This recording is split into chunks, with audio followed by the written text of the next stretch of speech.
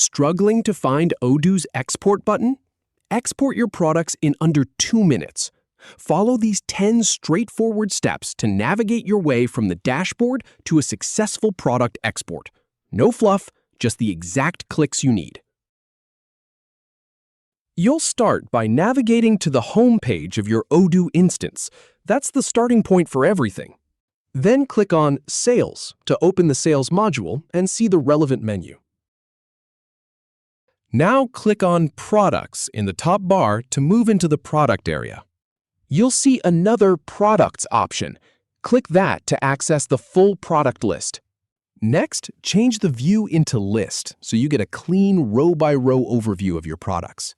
Then click the checkbox next to the product you want to export. That'll select it. Once your product is selected, click on Actions at the top bar to see more options. Click Export from that menu to open the export interface. In the dialog, choose your export format. Pick whichever you need for your data.